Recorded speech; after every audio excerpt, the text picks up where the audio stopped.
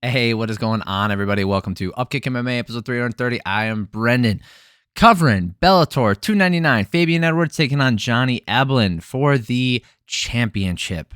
Okay, this is the middleweight world championship, if you don't include the UFC or any other organization. Anyway, we're going to cover that stuff. We're going to break down all the fights on the main card here, round by round. If you like that kind of stuff, subscribe to the channel so you know the next video is coming out. Timestamps are down below if you're looking for a specific fight breakdown. Let's start talking about the fights. All right, Fabian Edwards challenging for the title against Johnny Eblen, who I have grown to really appreciate his skill set. He's really freaking good. I made a joke at the opening, but I legit think he might be able to compete in the UFC and be the UFC champion. No joke. He's very, very good. Okay, I think he's got some holes in his game. I mean, we saw that with the elbow he took on the exit, but I think that he could put up a legit challenge in the UFC. So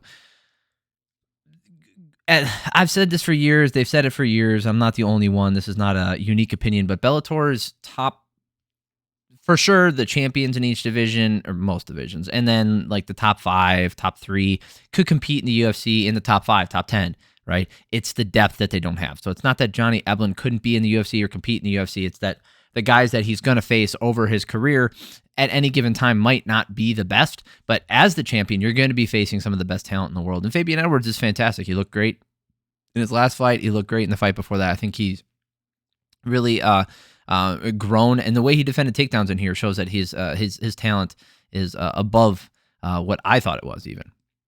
Low kicks from Eblen as he was circling on the outside early, right? And then Edwards was less active as he's trying to walk him down. Eblen was throwing low kicks out there, straights to the body, overhand rights. Nothing lands, but nothing was landing hard, but it's offense. Eblen was attempting a double leg. He uses it to pressure and lands some damage on the exit, but no takedown for him. Eblen more active, and that's what gave him this first round for me, right? I had him up 10-9. I think that I could see someone giving it to Edwards because of the forward pressure, but I feel like Eblen did more damage and he landed more. It was just a numbers game, 10-9 for Eblen going into the second. They exchanged kicks going for 1-for-1 in the second round here. Eblen now punching his way in, uses it to clinch up against the cage again. Edwards using the elbow and the knee on the break, straight right, then a left hook over the top, landing twice for Eblen. The 3-2 landed for him perfectly twice, and then I never saw him throw it again. Not that same way anyway. Eblen with the takedown and Edwards right back up. Eblen back on the body lock and Eblen with the pressure against the cage. And then there was that was the separation where Edwards landed that, I think it was a left elbow to the right eyebrow of Eblen and sliced him open so freaking bad. The close round with Edwards busting Eblen up with the left elbow right above the eye. I still lean towards Eblen, but just barely. I just had Eblen up ahead on this one. I felt like that cut especially is damage, man. That's a crazy big damaging shot. You could give Edwards that second round, but I had it 20-18 for Eblen.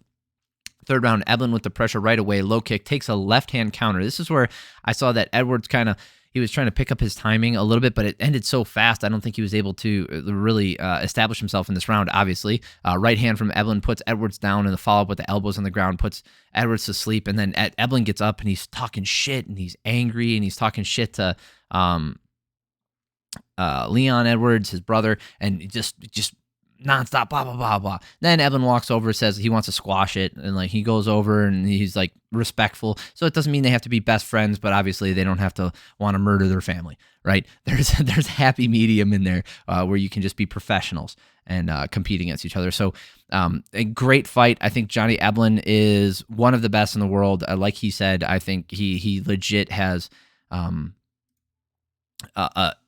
claim to be the best in the world. I mean, just look at this double right hand. He puts him down there, and then the follow-up on the ground, right? So he's following up on the ground with this stuff. He lands this second left elbow, and then he's out.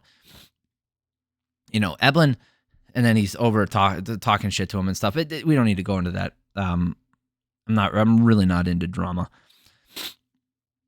He looked excellent, landed that great punch. I felt that he was successful in almost every facet. Obviously, he took that big shot, but it's one of those things where if you look at that and you can poke holes in Eblen's game, and you can say maybe he didn't land the best shots at all times, but in any of those positions, Eblen was competent, right? In the stand-up, he was competent. In the wrestling, he's competent. And Edwards is as well. So I think what the long and short of this is, like, I really do believe Eblen has a claim to be one of the best in the world. It's not always the case in Bellator, but I think in this case, for sure. Great finish for him. All right, let's talk about their golden boy, huh? Finally, Aaron Pico and Pedro Carvalho. Holy moly, boy, it took a while to get to this point, huh? It took a while.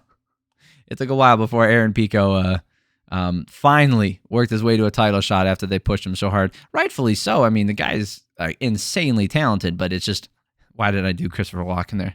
You know, he's talented, but he just can't put it together in his ass.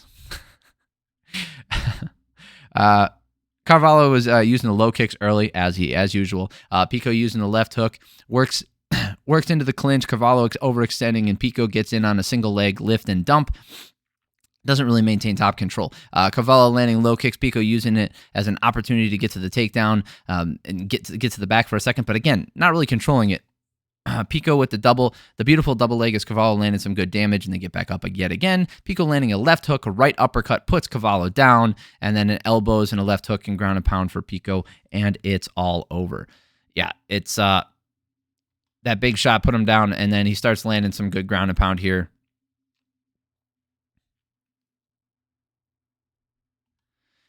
Hey, there's a little bit, so yeah, he starts landing those two, and then he starts landing some right hands. Good grief. There they are. The right hands, and then the left hands, and then it's all over. Great win for Pico. He looks fantastic as usual. His defense looked pretty good for what it's worth. I think he's earned his title shot. I think it's time. The promotion has taken their time with him. They've done a really good job with Pico. They brought him up. They gave him challenges. I think if Pico came up in the UFC, I think he might have washed out by now and ended up at Bellator anyway, or another organization, and maybe not as developed as well as he could. It's not that Pico doesn't have the ability to develop, or he wouldn't have been able to do it on his own regardless of the organization that he got put in, but I think the way Bellator has kept him around and kept promoting him and kept pushing him and kept giving him the opportunities and the abilities to compete, I think it really has benefited his career. Cool. All right, moving on. Oh boy, I'm not excited about this one. Sara Collins taking on Sinead Kavanaugh. Holy Nikes. This was like watching paint dry on grass growing. Does that make it more interesting or less interesting? Probably more interesting. So it's not that. It's less. This was bad. Collins moving forward, but both women feeling things out. You could probably use that phrase to describe this entire fight. All 15 minutes. Collins moving forward, but both women feeling it out. Anyway, 4 minutes later, nothing landing for either woman. This is bad for the eyes. Real bad. Kavanaugh landed more by like 3 punches probably. I had her up 10-9. The ref warns the women before the second round starts to actually fight. Doesn't follow up on this warning, even though they essentially do the exact same thing that they did in the first round. A couple front kicks to the body from Collins as we have yet another boring-ass round. And then wait, hold on. A front kick to the body hurts Kavanaugh, and then Collins doesn't really follow up on it. And they go back to doing the same thing over and over again. More of the same in the 19-19, right? Collins landed more in the second round. Last round here. More of the same here in the last round with Collins just landing low kicks and nobody committing to anything. Holy shit, I feel exhausted. I wrote this down. I feel exhausted just watching the lack of activity. 29-28 to Collins for the leg damage in this last round. Split decision, by the way. Let's look at the judge who gave it to Peabody. Who's Peabody, you say? David Peabody. Giving it 29-28 in favor of Kavanaugh. Don't agree. She for sure didn't win the second round. And for sure didn't win the third round. So, I mean, I don't want to talk about this fight anymore. It's making me sad. Let's move on, okay? Burnell taking on Daniel Weichel. This was a great performance by Burnell. Constant pressure, just breaking down Weichel, doing a great job. And that's the whole fight, right? We talk about what actually happened here. Weichel, hard low kicks from both guys, and then Burnell landing some more damage. Burnell staying in tight, landing low kicks, left hook, keeping that jab out there. Constant pressure, constant offense, never letting up. And then Weichel get the takedown, but Burnell works through positions and gets on top of it himself. The pressure and the lead left hook to the body and up top are landing over and over for Burnell. Just nonstop pressure, nonstop offense. 10-9. Burnell constantly moving forward, putting offense out there. Low kicks, jabs, lead hooks, landing all the time. Weichel throwing back, but just not sitting down on any of his punches. It's not that he couldn't land. He landed in between, but Burnell's landing the same the same power strikes, but with way more volume, right? They were landing with the same kind of force, just with way more volume. Spinning elbow landed for Weichel and a lead-in elbow. Those were the best shots I think he landed all fight with some force, but 2 shots does not a fight make unless they knock the guy out. Weichel just not landing enough volume or power. 20-18 Burnell. Last round here, Burnell's throwing offense out there like looked like a Gagey fight, right? Constantly landing low kicks, throwing hooks, throwing stuff in there. I mean, I know it's not exactly how Gagey fights because the power wasn't there. It's just a constant output. It was like a mixture of like a Diaz or a Bobby Green with low kicks added in there. It's probably closer to that, right? It's like low kicks plus the Diaz style fighting. Weichel just failing on a takedown and Burnell on top for the rest of the round. 30-27. Ben Cartledge had this fight 29-28.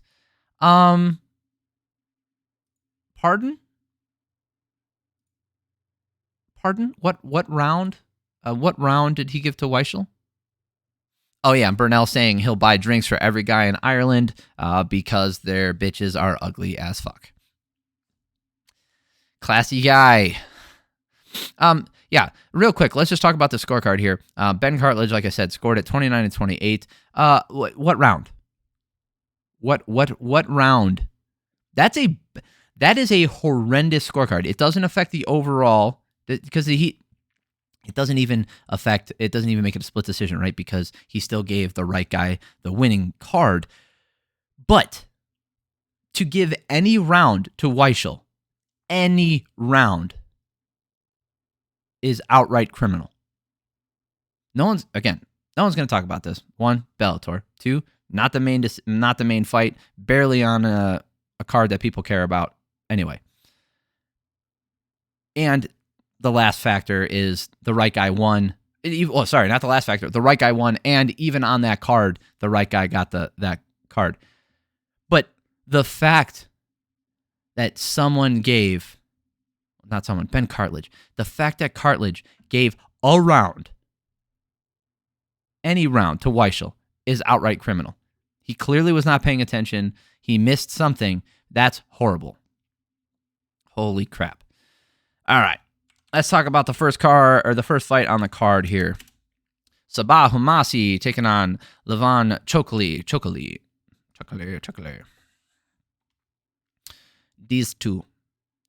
These are the two who are fighting, and we're going to talk about how they did in the fight. Hard low kicks from Chokheli. Homasi landing some good low kicks of his own. Hard right hand from landing from Homasi. Chokheli landing his own, right? They're going 1 for 1, pretty much. Chokheli landing a front kick to the face, and Homasi's out cold. Holy shit. I actually didn't understand this. I'll show you guys what I mean here. Let's look at the highlight here.